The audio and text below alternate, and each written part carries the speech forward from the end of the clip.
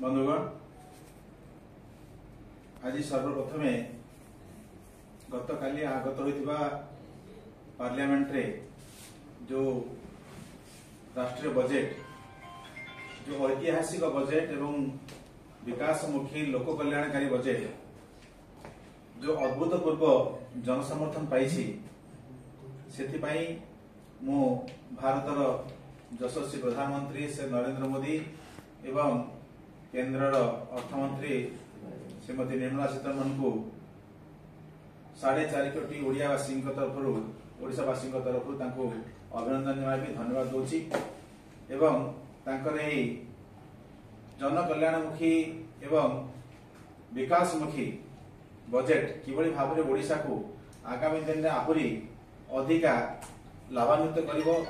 ओडिशा को किभली भाव में आहरी द्रुत विकास गति आगे नब जो पदक्षेप गुड़िक नहीं आम आउ थे पुनर्बार धन्यवाद देवाक चाहूँगी ता सहित जो प्रश्न उठी ओडिशा ए बजेट रे किभली भाव में सबु दिगरु लाभान्वित होछि से महिला विकास कथा हो पोषण एवं स्वास्थ्य उभय क्षेत्र में आमर आज पर्यंत जो 2 दशंधि धरी महिला स्वास्थ्य क्षेत्र में जो प्रकार आमर गोटे विकास आवश्यकता थिला ता मध्ये पूरण हबो ता सहित ओडिशा जेहेतु गोटे कृषि भित्तिक राज्य एवं एई बजेट रे कृषक माननकु प्रधानमंत्री जो बड़ी भाव प्राधान्य देइछंती से प्रधानमंत्री धन धान्य योजना हो किसान क्रेडिट कार्ड रे 5 लाख रु 10 लाख टंका करबा हो जलसेचन पई विशेष व्यवस्था करबा हो डाली एवं कपा मिशन जरिया रे भारतर जदि गोटे राज्य सबुठु बड़ लाभान्वित हबो से हला ओडिशा जेहेतु आम डाली चाष एवं कपा चाषर गोटे बड़ पोटेंशियल रही बड़ संभावना अच्छी पारंपरिक चाष ये दुईटी फसल को बहुत प्राधान्य दि जाए तेणु ये दुईटी जो मिशन लॉन्च है जो मिशन को करा ओडिशा बहुत बड़ लाभान्वित राज्य भाव में आग को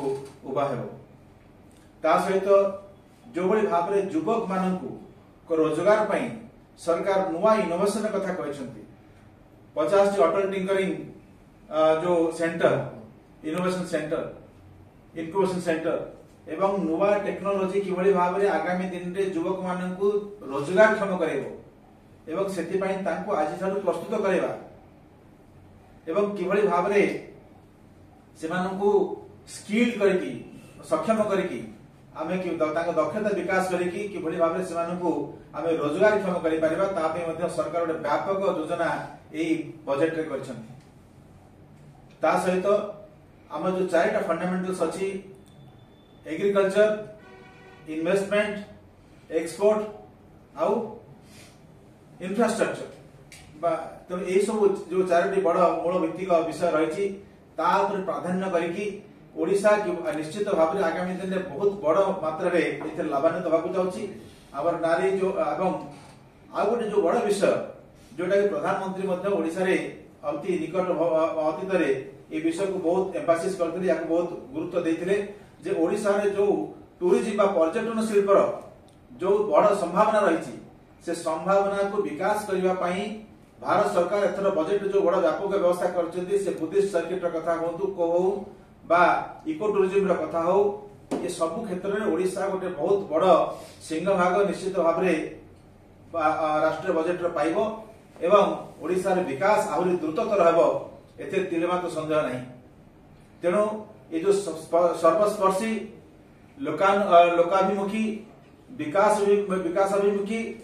बजेट हेची सेति पई आज ओडिशा भारतीय जनता पार्टी एवं समग्र ओडिशावासी तरफ पुनर्बार मो प्रधानमंत्री एवं केंद्रीय अर्थमंत्री को बहुत बहुत अभिनंदन जनाऊँ शुभेच्छा जनाऊँ।